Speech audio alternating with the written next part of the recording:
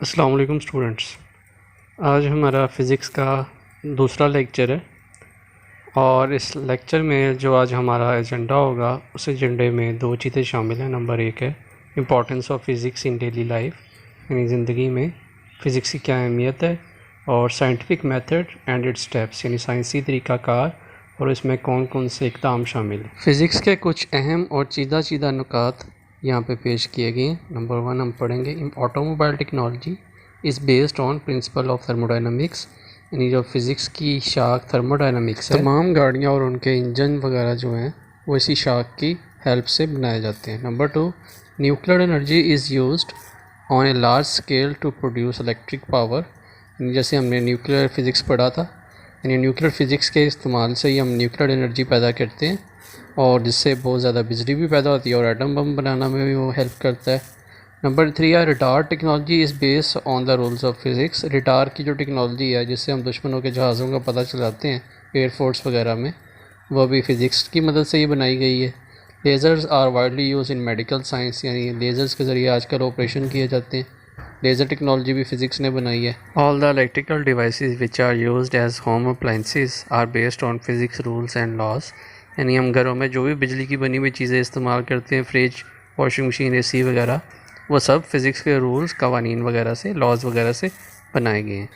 ये तो था हमारा पहला टॉपिक जिसमें हमने फ़िज़िक्स की कुछ इंपॉर्टेंस देखी। इसके अलावा फ़िज़िक्स बहुत इंपॉर्टेंट है। अब हम दूसरे टॉपिक की तरफ चलते हैं जो कि है साइंटिफिक मेथड, यानी साइंसी तरीक़ाकार।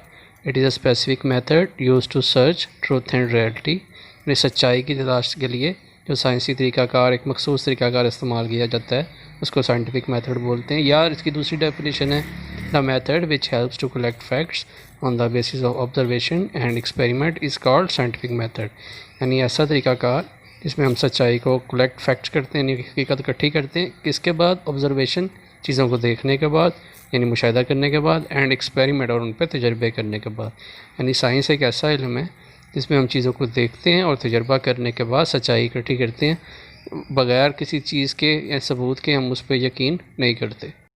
इस साइंटिफिक मेथड के कुछ एक स्टेप्स हैं, यानी उन स्टेप्स के ऊपर चल के ही साइंसदान सच्चाई तक पहुंचते हैं और उसे कानून बनाते हैं।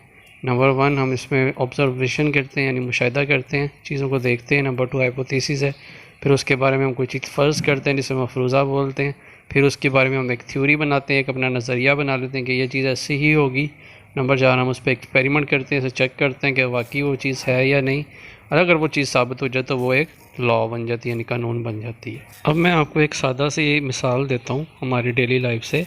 टीवी पे कमर्शियल आता है कि नीडो पियो और बच्चे की ग्रोथ ज़्यादा हो जाती है। हम वहाँ पे वो कमर्शियल ऑब्ज़र्व कर रहे होते हैं, मुशाहिदा कर रहे होते हैं।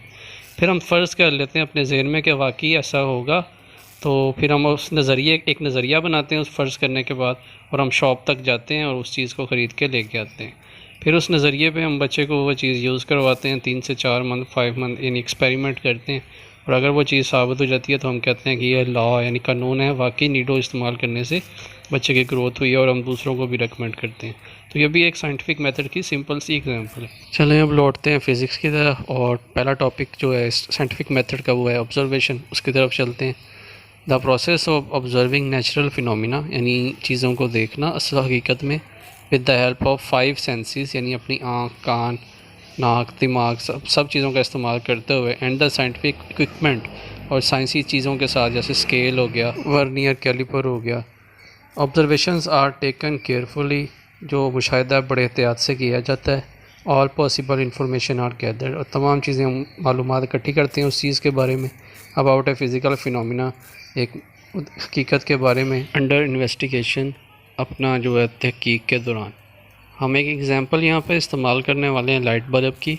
हमने देखा कि हमारे कमरे का बल्ब बंद है, तो हमने मुशाहिदा किया, ऑब्ज़र्व किया, बटन दबा के भी चेक किया, वो नहीं चला, तो हम कहते हैं light bulb did not light, यानी वो नहीं चल रहा। अब क्वेश्चन हमारे जहन में ये आएगा, is the light bulb blown, यानी क्या बल्ब ख़राब हो गया, ये हमारा ऑब्जर्वेशन है, ये हमारा मुशाहिदा है। अब कोई भी चीज़ हम देखने के बाद उसके बारे में फ़र्ज़ करते हैं, कोई मफरूज़ा बनाते हैं, उसे हाइपोथेसिस बोलते हैं। The explanation of observation and facts is called hypothesis. इन चीज़ों को देखने के बाद हम उसके बारे में कोई चीज़ फ़र्ज़ कर लेते हैं। Hypothesis is a notation or guess of a scientist.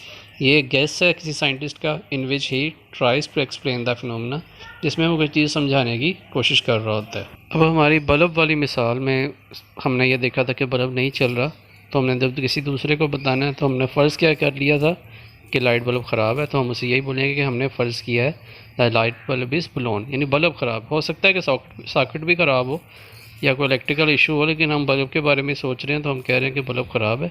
तो ये हमने खुद से कोई चीज़ फ़र्ज़ कर लिया, तो इसको हाइपोथेसिस बोलेंगे। अब फ़र्ज़ी चीज़ पे कोई भी यकीन नहीं करेगा, तो हमें एक थ्योरी, एक नज़रिया बनाना पड़ेगा जिस पे कोई भी घर वाला बल्ब चेंज करने के लिए रजामंद होगा। तो उसके लिए साइंटिस्ट क्या करते हैं, थ्योरी कायम करते हैं। If A hypothesis is accepted it is called a theory, यानी अगर हाइपोथेसिस हमारा फ़र्ज़ी जो हमने सोचा है वो किसी ने एक्सेप्ट कर लिया तो वो थ्योरी बन जाएगा। Scientist design a theory on the basis of hypothesis and given an elaborated explanation about the phenomena, यानी चीज़ों को फ़र्ज़ करने के बाद साइंसदान उसके बारे में कुछ वजाहतें इकट्ठी करते हैं ताकि लोगों को यकीन दिला सकें, उसको थ्योरी बोलते हैं। अब हमारे बल्ब वाली एग्जांपल में हमने क्या थ्योरी बनानी है कि if I replace the bulb, अगर मैं बल्ब चेंज करूँगा इट लाइट्स, वो चलेगा। Then my hypothesis is validated, तो मेरा जो फ़र्ज़ की हुई बात है वो सच हो जाएगी और सब उसको एक्सेप्ट करेंगे। चीज़ को देखने, फ़र्ज़ करने के बाद हमने नज़रिया कायम कर लिया, घर वालों को थोड़ा एग्री कर लिया कि चीज़ वाकई ख़राब है और हमने उसको एक्सप्लेन भी किया। तो इसके बाद अब हम क्या करेंगे, एक्सपेरिमेंट करेंगे।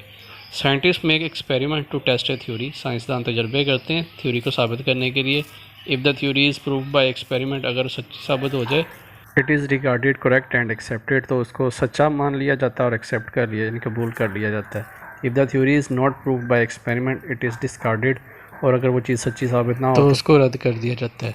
तो हमारी एग्जांपल में हमने बल्ब की एग्जांपल ली थी, यानी हमने सपोज़ किया हुआ अगर अब हम बल्ब को नया ला के लगाएंगे, अगर तो वो चल गया तो सब मान जाएंगे कि हमारी जो थ्योरी थी वो ठीक थी, हमने सही सोचा था। और अगर ना हो तो वो कहेंगे कि भाई आपने गलत सोचा था, अब किसी इलेक्ट्रिशियन को बुला के लेके आओ। और अगर कोई साइंटिस्ट एक्सपेरिमेंट में कामयाब हो जाए तो फिर उसको लॉ बोलते हैं। When a theory has been thoroughly checked under different situation, यानी मुख्तलिफ जगह पे उसी थ्योरी को बार बार चेक किया जाए एक्सपेरिमेंट से, and give us the same result, और एक ही हमें नतीजा मिल रहा हो, दैन इट्स बिकम्स लॉ, तो वो कानून बन जाता है। हमारे वाले बल्ब वाले केस में अगर कभी भी घर में बल्ब ख़राब हो, ऐसे ही नज़र आए और नया बल्ब लगाने से वो जल जाए, तो इसका मतलब है कि एक लॉ बन जाए, कानून बन जाएगा कि जब भी आपका बल्ब ख़राब हो, बल्ब ना जले, तो पहले आप बल्ब चेंज करके देखें। The law explain the observation and experiment about A physical phenomena. अब हमारा केस में हमारा क्या रिज़ल्ट आया कि न्यू बल्ब लाइट्स अप, यानी नया बल्ब रोशन हो गया, यानी चल गया।